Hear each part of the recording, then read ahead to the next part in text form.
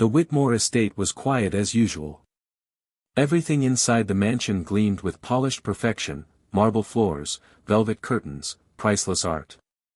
But despite the luxury, the house felt heavy, like it carried a sadness no wealth could erase.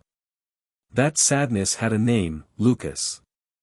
Lucas Whitmore, the only son of billionaire tech mogul Nathan Whitmore, hadn't moved a muscle in 5 years. Not since the accident. He wasn't in a coma. He wasn't paralyzed. But he hadn't spoken. He hadn't smiled. He hadn't even blinked differently. Doctors called it selective mutism combined with trauma-induced catatonia. Nathan had flown in the best neurologists, therapists, and caretakers from around the world. Nothing helped. Until she arrived. Her name was Amara. A new maid. Quiet, kind, with a warm smile and soft, serious eyes. She wasn't like the others who tiptoed around Lucas like he was glass. No. On her very first day, Amara didn't treat Lucas like a patient. She treated him like a boy. She walked into the sunroom where he always sat, blankly facing the window, and said gently but firmly, "Hi Lucas. I'm Amara. I heard you're the boss around here." She even winked. The other staff froze. No one spoke to him like that. They expected her to be fired. But Lucas didn't blink. He didn't flinch. Just stared. Still, something about Amara made the air feel different. She didn't flinch either. And what she did next would change everything. The Westbrook estate was the kind of place where silence ruled. Its vast hallways echoed with wealth and sorrow. 12-year-old Nathaniel Westbrook hadn't moved a muscle from the neck down since the accident 2 years ago. The doctors said it was neurological. The therapists said it was psychological. But nothing worked. Until she arrived. Her name was Mariah. She was quiet, observant, and came highly recommended, though no one in the house could figure out why. She didn't speak much about her past. She simply smiled politely, nodded when spoken to, and started working with an energy that unsettled the rest of the staff. Especially Mrs. Carling, the longtime head maid, who didn't like change. "She's too soft," Carling scoffed in the kitchen. "The boy needs a nurse, not a dreamer." But Mariah wasn't hired to dream. She was hired to clean. Still, every morning, after folding sheets and dusting chandeliers, she would quietly sit beside Nathaniel. She wouldn't speak. She wouldn't even touch him. She'd just hum, soft, old melodies, and watch him. And then, on the 4th morning, something happened. Nathaniel blinked. It was slight. Barely noticeable. But Mariah noticed. She stood up slowly, leaned down near his ear, and whispered, "I see you." And for the first time in 2 years, Nathaniel's lips twitched. Not a full smile. Not even a frown. But a movement. Mariah didn't tell anyone. Not yet. Because something told her. This was only the beginning. Mariah kept her discovery close to her chest. Not out of pride, but protection. She knew what would happen if she told the Westbrooks, especially Mrs. Carling. They'd surround Nathaniel like hawks, desperate to see results. And pressure, she believed, would only drive him further into silence. So, she played her part. Quiet maid. Gentle hands. Humming softly as she dusted the bookshelves in the study where Nathaniel sat in his chair by the window. His eyes always watched, but no one paid attention. Except her. That afternoon, as golden light poured through the tall windows, Mariah placed a small wooden toy on the table next to him. It was a handmade bird she had carved the night before, wings spread mid-flight. "I made this for you," she whispered, placing it within arm's reach, even though they all believed he couldn't move. Then, with her back turned, she started dusting again. 10 silent minutes passed. Then, tap. The bird had fallen to the floor. Mariah turned. Slowly. Nathaniel's hand hadn't moved. But his finger, was no longer resting on the armrest. It hovered just above the table, trembling. Mariah bent to pick up the bird, heart pounding. "That's our secret, all right," she said softly, barely audible. Nathaniel blinked again. Twice. Mariah smiled. A quiet revolution had begun, and no one else in the mansion had a clue. Mariah's days continued as usual, at least, that's what everyone else thought.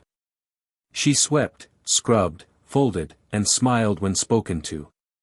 But inside, she was on high alert. Every moment she spent near Nathaniel felt electric now, like standing near something just about to spark. Nathaniel was still silent to everyone else. Still unmoving. But when it was just the two of them, small signs began to bloom like spring buds. A twitch of a toe. A flicker of his fingers. One time, his eyes followed her from one end of the room to the other, slowly, deliberately. Mariah never clapped. Never gasped. She knew better. Encouragement came in whispers, not shouts. "Good," she would say with a wink. "No rush. We've got time." But time, as it turned out, wasn't on their side. Because one afternoon, while Mariah was helping Nathaniel practice curling his fingers, just slightly, just enough to grip the carved bird, the door burst open. It was Mrs. Carling. "What exactly are you doing?" she snapped. Mariah calmly turned, shielding the small wooden bird behind her skirt. "Just tidying." Carling narrowed her eyes, stepping closer. "You're not a nurse. Stop pretending to be one." Mariah forced a polite nod and excused herself. Outside the room, her heart raced. Not with fear, but frustration. If they found out too soon, if they pushed Nathaniel too hard again. She needed more time. Just a little more time. And Nathaniel? From behind the door, as Carling scolded the boy like he couldn't hear, Nathaniel's hand twitched again, this time in a clenched fist. Mariah didn't return to Nathaniel's room that evening. Not because she didn't want to, but because Mrs. Carling had reassigned her to scrub grout in the back hallways all afternoon. It was punishment. A warning. But that night, as the house grew quiet and the staff retreated to their quarters, Mariah slipped through the shadows. She crept up the grand staircase, past the oil portraits and marble columns, and gently opened the door to Nathaniel's room. He was awake. Eyes locked on hers. She closed the door behind her softly. "I'm sorry I disappeared," she whispered, kneeling beside him. "They think they know what's best for you. But I think you know." Mariah reached into her apron and pulled out a new carving, this time, a small wooden lion. It was rough, but fierce. Powerful. "Not because you need to be strong right now," she said, placing it in his palm. "But because I think you already are." Nathaniel stared at the lion. Then, to Mariah's amazement, his fingers curled around it. Fully. No trembling. No delay. Just strength. Tears sprang to her eyes, but she quickly wiped them away. "We'll take it slow," she whispered. "But you're not alone anymore." And then, for the first time in years, Nathaniel let out a sound. A faint, raspy breath. Not a word. But almost. Mariah leaned forward, stunned. Had she imagined it? But Nathaniel blinked again. 3 times. Mariah understood. He wasn't giving up. And neither was she. The next morning, the mansion was buzzing. Not with excitement, but tension. Mrs. Carling had noticed something. Nathaniel's posture in the chair had shifted. His fingers had marks, like he'd been holding something. And the little wooden lion was missing from Mariah's cart of cleaning supplies. She didn't say anything right away. But she was watching. Mariah felt it. Every hallway she walked down. Every glance over her shoulder. But she stayed calm, careful, never too long in Nathaniel's room, never too obvious. Instead, she left small signs. A note tucked under the cushion with one word, "Ready." The next day, it was gone. Then, a soft knock on the desk once for yes. Mariah smiled. Communication had begun. They made a system. 1 knock for yes. 2 for no. 3 meant, I need more time. Soon, Nathaniel's fingers weren't just twitching, they were moving with purpose. Slowly. Deliberately. And he was getting stronger. But Mrs. Carling wasn't the only one watching now. One afternoon, Mr. Westbrook, Nathaniel's father, stood silently in the hallway, watching through the slightly open door. He saw Mariah gently place a spoon near Nathaniel's hand and say softly, "You don't have to lift it. Just try to reach it." And he watched, stunned, as his son, who hadn't moved for 2 years, stretched his fingers and nudged the spoon across the tray. Mr. Westbrook stepped back, quietly closing the door. His face unreadable. Later that night, he summoned Mrs. Carling. "I want to speak to the maid. The new one." Mariah stood in the center of Mr. Westbrook's study, a towering room with dark wood panels and heavy curtains. A fire crackled in the hearth behind him as he sat at his grand desk, fingers steepled beneath his chin. He didn't speak right away. He just stared at her. Mariah remained still, calm. She'd done nothing wrong, and yet, the weight of his gaze made the room feel smaller. Finally, he said, "How long?" She blinked. "Sir." Mr. Westbrook leaned forward. "How long has my son been moving?" Mariah hesitated. Carefully, she replied, "A few days. Little movements. Small things. But they're real." He stared at her, his face hard to read, not angry, not shocked. Just, tired. "They told me it was hopeless," he muttered. "That his body shut down because his mind had. That I should prepare for the worst." Mariah said nothing. Until he looked up again. "What are you doing that no one else has done?" Her answer was simple. "I listen." A long silence passed. Then, a flicker of something in his eyes. Was it gratitude? Or guilt? "Keep going," he said quietly. "Whatever you're doing. Keep doing it." Mariah nodded. "Thank you." But as she turned to leave, Mrs. Carling was waiting outside the door, arms crossed, lips tight. "You're playing with fire," she hissed as Mariah walked by. Mariah didn't stop. She just smiled faintly and whispered, "Maybe it's time someone did." Mariah returned to Nathaniel's room that evening with a new energy. For the first time, she wasn't hiding. Mr. Westbrook knew. And whether he fully believed it or not, he had given her his trust. Nathaniel noticed the difference. His eyes lit up when she entered, and for the first time, he managed to tilt his head, ever so slightly. Mariah gasped softly. "You did that on purpose, didn't you?" 1 knock. "Yes." She walked over and placed a small puzzle board in front of him. It was simple, colored blocks meant for toddlers, but it wasn't about the game. It was about control, choice, action. "I'm going to ask you something," she said gently. "Pick red if yes, blue if no. Can you do that for me?" His eyes shifted between the 2 colors. He stared at the red block. Then, his hand moved. Slow, shaking, but steady. He touched it. Tears welled in Mariah's eyes. "You're coming back," she whispered. "You're really coming back." But downstairs, in the dining hall, Mrs. Carling was whispering too. She leaned close to Mr. Westbrook and said, "You've got a stranger filling your son's head with false hope. What happens when he fails again? What happens when this illusion breaks?" Mr. Westbrook didn't answer right away. He simply stared into his untouched glass of wine and said, "What if it's not an illusion?" Mrs. Carling stiffened. "She's not trained. This isn't how recovery works." No, he replied. But maybe this is how my son works. Upstairs, Nathaniel nudged the yellow block. Then the red one again. Then he looked at Mariah and let out a raspy, broken whisper. Mariah leaned close, barely breathing. Nathaniel. He opened his mouth, and a single, struggling sound came through, Mom. Mariah froze. Then gently placed her hand over his.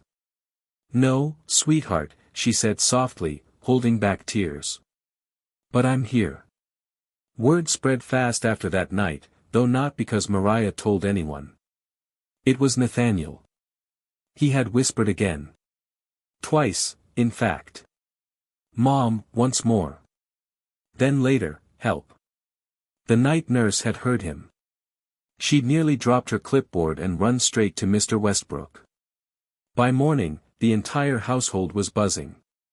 Doctors were called. Therapists. Specialists who had long abandoned hope were now begging for updates. Everyone wanted to know what had changed. And in the center of it all stood Mariah, quiet, steady, watching as the boy she'd connected with was now being surrounded again by tests, machines, and noise. Nathaniel's eyes looked, overwhelmed.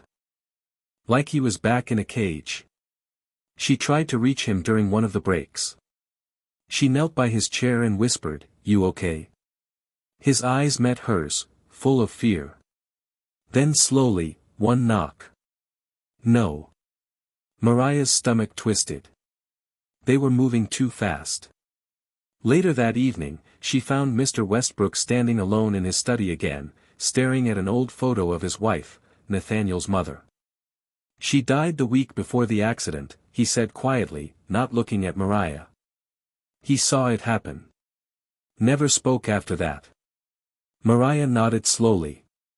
He whispered, "Mom, last night." Mr. Westbrook finally turned. "I heard." Then, after a long pause, he asked the one question no one else had thought to ask her, "What do you think he needs now?" Mariah didn't hesitate. Less machines. Less people. More peace. But downstairs, Mrs. Carling had already made a call. She wasn't waiting for permission. And the next morning, a new nurse arrived, with orders to remove Mariah from Nathaniel's care immediately.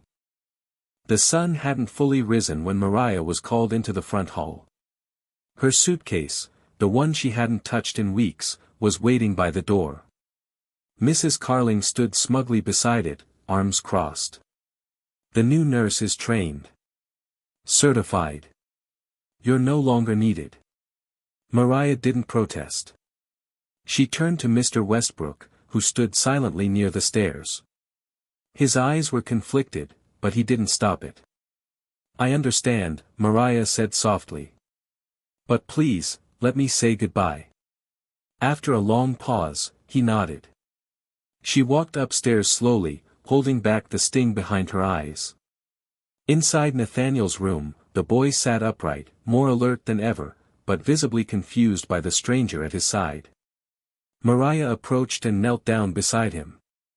"I have to go," she whispered gently. "But I'm proud of you. You are stronger than they know." Nathaniel's fingers twitched. His lips trembled. Then, to everyone's shock, including the nurse now frozen in place, Nathaniel spoke.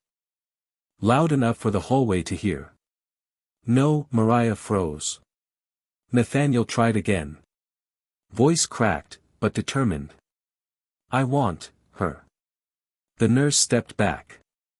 Mr. Westbrook appeared at the doorway, stunned. Mariah slowly turned to face him. Nathaniel raised a shaking hand and reached out, toward Mariah. Tears streamed down her face. "I told you," she whispered to Mr. Westbrook. He just needed someone to believe in him. Mr. Westbrook stepped into the room slowly. Then, in a rare gesture of humility, he looked at Mariah and said, "Stay.